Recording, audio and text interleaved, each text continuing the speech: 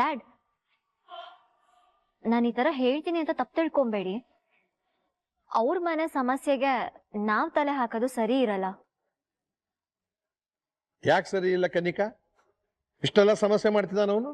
Dad, until and unless ಭಾಗ್ಯ ಬಂದು ನಿಮ್ಮ ಹತ್ರ ಪ್ರಾಬ್ಲಮ್ ಇದೆ ಅಂತ ಹೇಳೋವರೆಗೂ ನಾವೇನು ಮಾಡಕ್ ಆಗಲ್ಲ.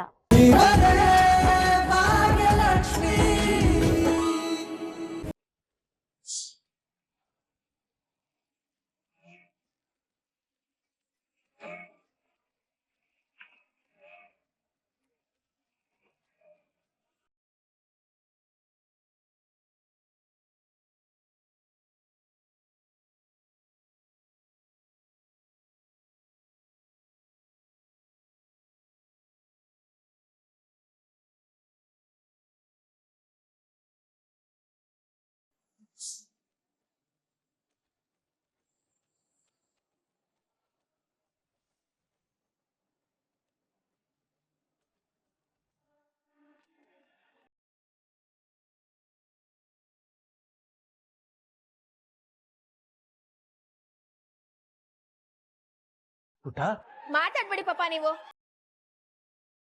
ನೀವಂದ್ರೆ ನಂಗೆ ತುಂಬಾ ಇಷ್ಟ ಆಯ್ತು. ನೀವು ಅಮ್ಮ ಎಷ್ಟೇ ಜಗಳ ಆಡಿದ್ರು ನನ್ ಪಪ್ಪ ತುಂಬಾ ಒಳ್ಳೆಯವರು, ನಮ್ನ ಕಂಡ್ರೆ ತುಂಬಾ ಪ್ರೀತಿ ಇದೆ ಅಂತ ಅನ್ಕೊಂಡಿದ್ದೆ. ಆದ್ರೆ ಇವತ್ ನೀವ್ ನಡ್ಕೊಂಡ್ರಲ್ಲ, ನಿಮ್ ಮೇಲೆ ಇದ್ದಿದ್ ರೆಸ್ಪೆಕ್ಟ್ ಎಲ್ಲ ಹೊಟ್ಟೋಯ್ತು ಪಾಪ. ಇನ್ ಯಾವತ್ತೂ ನಿಮ್ ಮುಖ ನೋಡಲ್ಲ.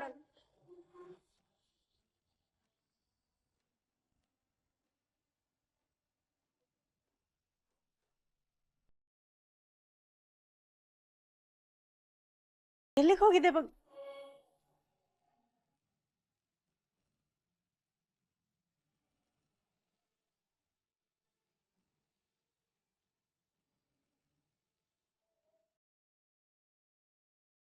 ಈ ಫೋಟೋ ತರಕ್ ಹೋಗಿದ್ದೆ.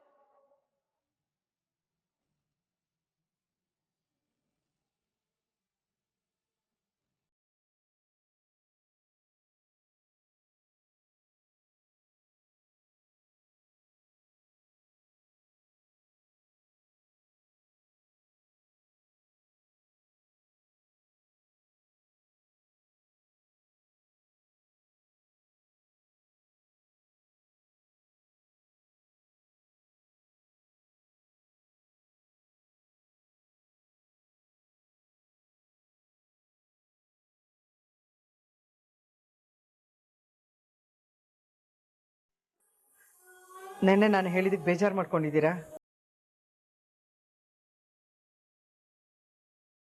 ಹಾಗೇನಿಲ್ಲ ಸುನಂದ. ನನಗೆ ಗೊತ್ತು ಬಿಕ್ತಿಯಮ್ಮ, ನೆನ್ನೆ ನಾನು ಅಷ್ಟೊಂದು ಹೊರಟಾಗಿ ಮಾತಾಡಬಾರ್ದಿತ್ತು. ನನ್ನ ಮಾತಿಗೆ ನಿಮ್ಗೆ ಬೇಜಾರಾಗಿದ್ರೆ ದಯವಿಟ್ಟು ನನ್ನನ್ನು ಕ್ಷಮಿಸಿ. ಬನ್ನಿ ಒಳಗೆ. ನೋಡಿ ಬಿಕ್ತಿಯಮ್ಮ, ಇಷ್ಟು ದಿನ ನಾನು ನಿಮ್ಮ ಮನೇಲಿದ್ದೆ. ನನ್ನನ್ನು ನೀವು ನಿಮ್ಮ ಸ್ವಂತ ತಂಗಿ ತರ ನೋಡ್ಕೊಂಡಿದ್ದೀರಾ. ಒಂದಿನಾದ್ರೂ ಭಾಗ್ಯ ನಿಮ್ಮಮ್ಮ ಯಾಕೆ ಈ ಮನೇಲಿದ್ದಾರೆ ಅಂತ ಪ್ರಶ್ನೆನೇ ಮಾಡಿಲ್ಲ. ನಾನೇನಾದ್ರೂ ಇಲ್ಲಿಗೆ ಬಂದಾಗ ಸುನಂದವ್ರೆ ಎಲ್ಲಿದ್ದೀರಾ ಬನ್ನಿ ಅಂತ ಫೋನ್ ಮಾಡಿ ಕರಿತಾ ಇದ್ರಿ. ಅಷ್ಟು ಚೆನ್ನಾಗಿ ನನ್ನ ನೋಡ್ಕೊಂಡಿದ್ದೀರಾ. ಅಷ್ಟೆಲ್ಲ ಚೆನ್ನಾಗಿ ನೋಡ್ಕೊಂಡಿರೋರ್ನ ಈಗ ನಾನು ಚೆನ್ನಾಗಿ ನೋಡ್ಕೋಬೇಕು ತಾನೆ. ಈಗ ನಾನು ಸಂಧಿ. ಬನ್ನಿ ಬಿಕ್ತಿಯಮ್ಮ. ಆದಿ, ನೆನ್ನೆ ನಾನು ಆಡಿದ ಮಾತಿಗೆ ಬೇಜಾರು ಮಾಡ್ಕೊಂಡು ಆಚೆ ನಿಂತಿದ್ಯಲ್ವಾ? ನೋಡು, ದಯವಿಟ್ಟು ಅದನ್ನೆಲ್ಲ ಮರೆತು ಒಳಗಡೆ ಬಾ. ನೀನು ಬಂದರೆ ನನಗೆ ತುಂಬ ಸಂತೋಷ ಆಗುತ್ತೆ. ಬಾ.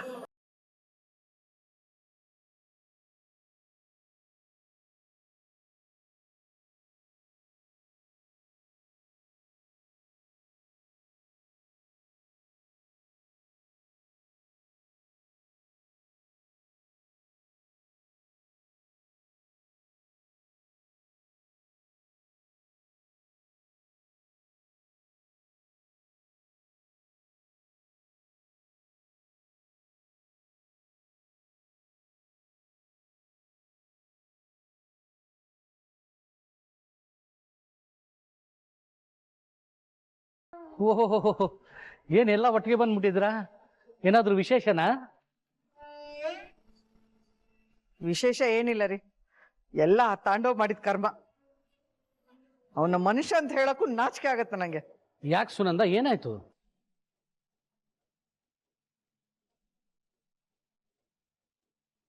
ಈ ಮನೆ ನನ್ನ ಹೆಸರಲ್ಲಿದೆ, ಸೊ ಈ ಮನೆನ ನನಗೆ ಬಿಟ್ಕೊಟ್ಬಿಡಿ.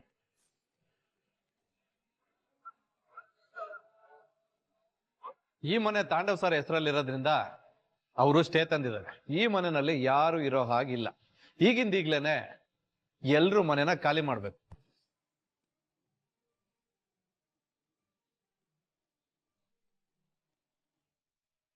ಅಯ್ಯಯ್ಯೋ, ಇಷ್ಟೆಲ್ಲ ಆಯ್ತಾ?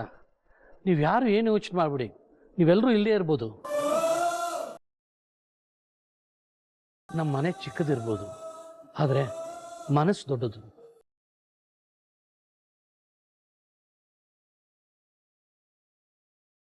ಅಜ್ಜಿ ತುಂಬಾ ಹಸುವಾಗ್ತಿದೆ, ಏನಾದ್ರೂ ತಿನ್ನಕ್ಕಿದ್ಯಾ? ಅಯ್ಯೋ ದೇವ್ರೆ, ಇರ್ ಮಗ, ಅಡಿಗೆ ಮಾಡ್ಬಿಡ್ತೀನಿ. ಹಾ ಅಮ್ಮ, ನಾನು ಮಾಡ್ತೀನಿ. ಬೇಡ, ನೀನ್ ನಿಂತ್ಕೊಂಡು ಮಾತಾಡ್ತಾರೆ, ಮಾಡ್ತೀನಿ.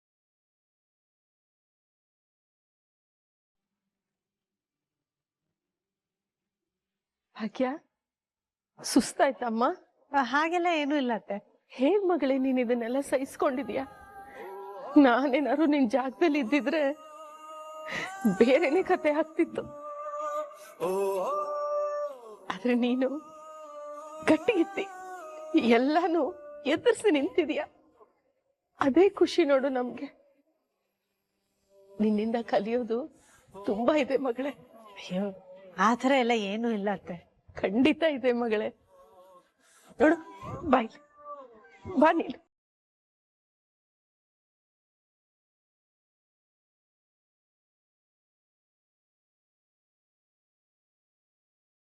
ಯಾವತ್ತಿದ್ರೂ ನಾವು ನಿನ್ ಜೊತೆಗೆ ಇರ್ತೀವಿ.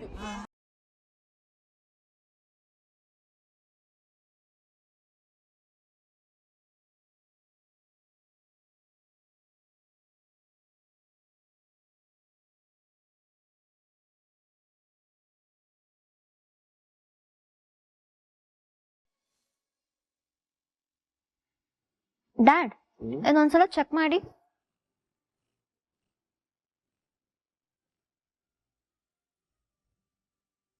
ಅವನು ಮನುಷ್ಯನೇ ಅಲ್ಲ ಕಣೆ, ಮನುಷ್ಯತ್ವ ಅನ್ನೋದೇ ಇಲ್ಲ ಅವನಿಗೆ. ಪಾಪ ಇವಾಗ ಅವರು ಹುಷಾರಾಗಿ ಮನೆಗೆ ಬರ್ತಿದಾರಂತೆ, ಆವಾಗಲೇ ಮನೆಯಿಂದ ಹೊರಗಾಕಂತಲ್ಲ. ಈಗ ಅದು ಏನೋ ಫೋನ್ ಮಾಡಿ ಹೇಳ್ದ ನನಗೆ. ಇದೊಂದೇ ಅಲ್ಲ ಕಿಶನ್, ಈ ತರ ತುಂಬಾ ಪ್ರಾಬ್ಲಮ್ಸ್ ಮಾಡಿದಾರ ಅವ್ರು. ಏನಾಯ್ತಮ್ಮ ಪೂಜಾ, ಯಾಕೆ ಕೂಗಾಡ್ತಾ ಇದ್ದೀರಲ್ಲ? ಗನಲ್ಲಪ್ಪ, ಆ ತಾಂಡವು ಅವನಿಂದ ಎಲ್ರ ನೆಮ್ಮದಿನೂ ಹಾಳು. ಮತ್ತೇನೋ ಮಾಡ್ದ ಮನೆ ಹಾಳ? ನಾನೇನಾದ್ರೂ ಸ್ಟೇ ಆರ್ಡರ್ ತಂದ್ರೆ ಈ ಕೇಸ್ ಇತ್ಯರ್ಥ ಆಗೋ ತನಕ ಕೋರ್ಟ್ ಅಲ್ಲಿ ಮನೆ ಒಳಗಡೆ ಯಾರಿಗೂ ಎಂಟ್ರಿನೇ ಇಲ್ಲ.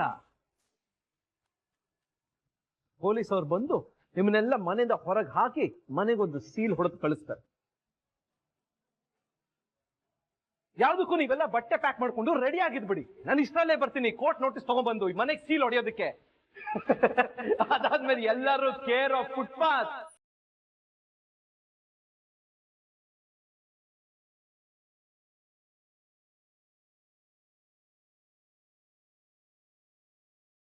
ಇಷ್ಟೆಲ್ಲ ಮಾಡಿದಾನ ಮನೆ ಹಾಳ? ಅವನಿಗೆ ತಾಳ್ಮೆಯಿಂದ ಹೇಳಿದ್ದಾಯ್ತು, ಬೈದು ಹೇಳಿದ್ದಾಯ್ತು.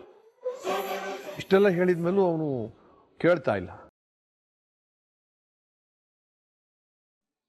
ಅವನಿಗೆ ಸ್ವಲ್ಪನಾದ್ರೂ ನಾಚಿಕೆನೇ ಇಲ್ವಾ? ಮನುಷ್ಯತ್ವನೇ ಇಲ್ಲದೆ ಇರೋನವನು. ಜೊತೆಗೆ ಅವನು ತಾಳಕ್ಕೆ ಕುಣಿಯೋ ಶ್ರೇಷ್ಠ ಬೇರೆ. ಇನ್ನೊಬ್ಬರು ಮನೆ ಹಾಳು ಮಾಡೋದಕ್ಕೆ ಹುಟ್ಟಿದ್ದಾರೆ ಅವರಿಬ್ಬರು.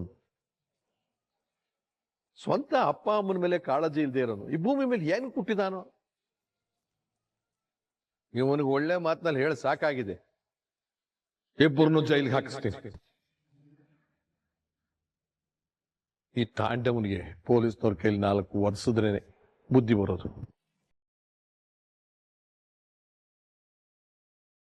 ನಾನಿವಾಗ ಏನಾದ್ರೂ ಮಾಡ್ಲೇಬೇಕು.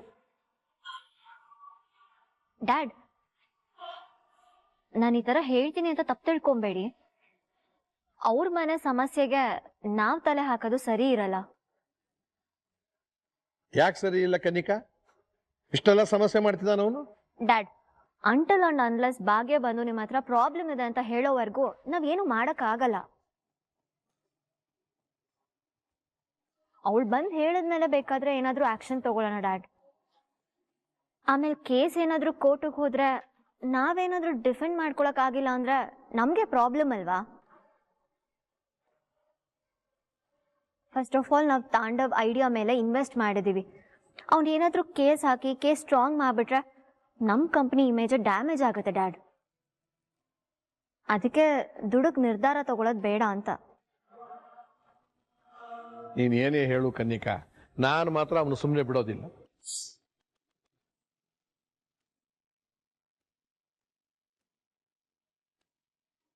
ಓ ಗಾಡ್, ಡ್ಯಾಡ್ ಯಾಕೆ ಹೀಗ್ ಮಾಡ್ತಿದ್ದಾರೆ? ನಾನ್ ಬೇರೆ ಮತ್ತೆ ಆ ಶ್ರೇಷ್ಠನ ಕೆಲ್ಸಕ್ಕೆ ತಗೊಂಡಿದ್ದೀನಿ ಅಂತ ಗೊತ್ತಾದ್ರೆ ಅಷ್ಟೇ ನನ್ ಕತೆ.